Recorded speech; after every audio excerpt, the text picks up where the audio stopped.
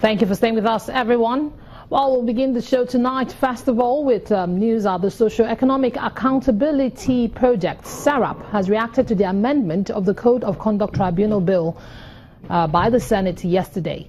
In a statement issued, SERAP says, on the heels of the corruption charges against the Senate President, Bukola Saraki, and the rejection of the request to stop his trial, the Senate of Nigeria has passed a bill to amend the Code of Conduct Bureau and Tribunal Act. The amendment effectively transfers the controlling powers over to the Bureau and the Tribunal from the President to the National Assembly. Well, the statement goes ahead to say that, SERAP goes ahead to say that whose interest is the Senate serving? To be sure, senators are placed in a position of trust on the understanding that they will act on behalf of Nigerians' interest. But the lawmakers are instead pursuing personal benefits by taking over the control of the CCT, which is set to commence hearing in the corruption case against Mr. Saraki. And it says what the Senate has done is to misuse its legislative power to promote immunity for corruption through the back door. This is in fact a blatant case of conflict of interest and betrayal of trust. The clear victims of this betrayal of trust are the economically and socially vulnerable sectors of the population who have been terribly let down by their own lawmakers. Well, SERAP also says Nigerians should be angry at this amendment and must reject it. But SERAP says it will work with other members of the civil society and Nigerians to vigorously fight this perversion of the rule of law. And it says we need a powerful and spirited public demand for withdrawal of this obnoxious amendment by the Senate. Moving on now to our main topic tonight, the Independent National Electoral Commission and the People's Democratic Party candidate for the November the 26th elections in Ondo State. The electoral umpire released the list of candidates last night for the governorship elections in Ondo, and that list had the name of businessman Jimoh Ibrahim as governorship candidate for the PDP and Mr. Alabi Omotayo as his running mate. The emergence of that list comes on the heels of a ruling by Justice Okonabang ordering INEC to recognize Jimoh Ibrahim as the right candidate for the PDP in place of Eyitayo Jegede.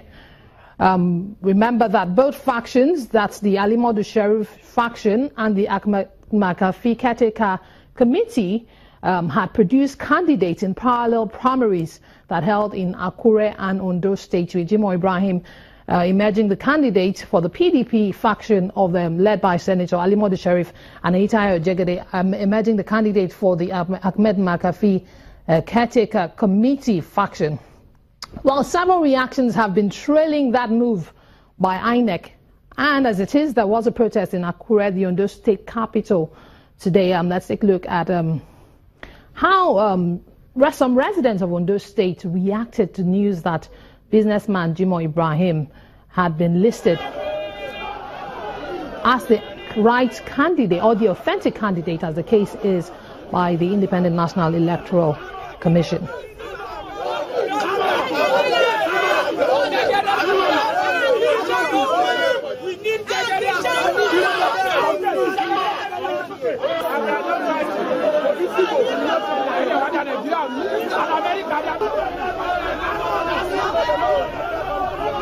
Also, the President, Muhammadu Buhari, had an august visitor still on the Ondo State November the 26th governorship elections. And Governor Olusegun Mimiko paid a visit to the President at the villa, and he had some things to say after a closed-door meeting. So we see this action of INEC as potentially dangerous. It can cause conflagration in the state. And that is why, as the Chief Security Officer of the state, I've come to alert Mr. President of the potential danger of this injustice so that we can nip it at the bud. I've been up and running, I've been on phone to major stakeholders to ensure that they keep the peace in the state. What you have seen the extent of the demonstration or the protest you have seen has been mellowed by our continuous intervention to ensure that there will not be a breach of the peace. For them, it's just a jolt from the blues. And I have assured them that this injustice will not stay. It will not stay. Mr. President has promised to look into it, and that if there was any patent injustice, that is given assurance that it will be rectified. Governor Olusegun Mimiko of Ondo State. Also, the Ahmed McAfee faction of the People's Democratic Party has been brainstorming. They had a press brief in the Federal Capital Territory. Let's hear what the spokesperson of the Ahmed McAfee-led caretaker committee of the People's Democratic Party had to say on the matter. Well, we'll bring you his reactions, Prince Dayo Adeye's reactions on the matter as we proceed on the program tonight. But the Independent National Electoral Commission has also given reasons for why it took the decision of listing Jimoh Ibrahim as a candidate for the People's Democratic Party. Let's hear their take on the matter.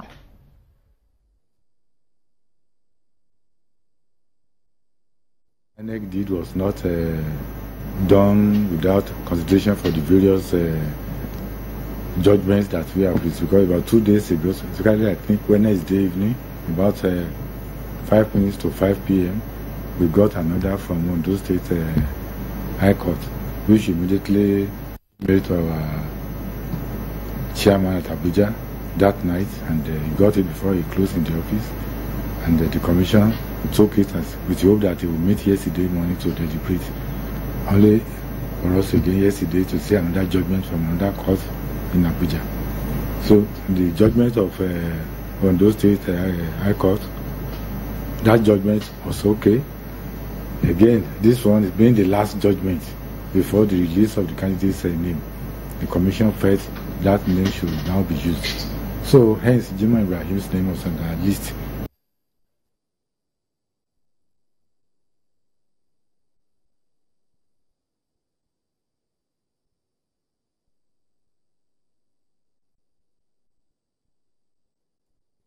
Well, we hear what the Independent National Electoral Commission has to say on the matter.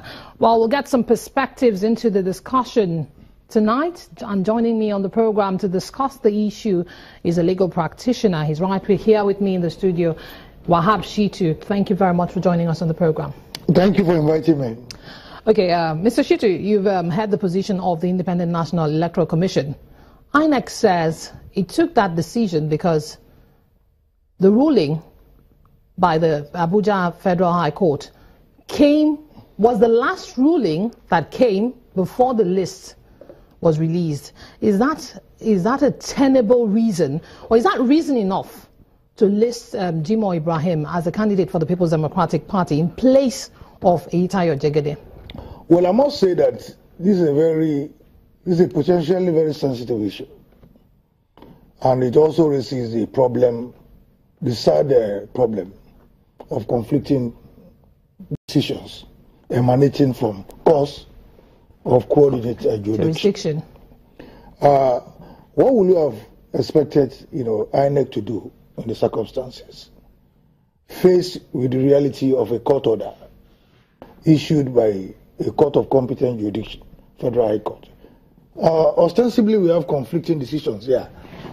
Ordinarily, in electoral disputes, courts, the intervention of the court in electoral disputes is the exception rather than the rule. Okay, please hold your thoughts, Barrister Shitu. We'll take a moment now, and when we return, we'll take some more perspectives on this discussion. Please stay with us.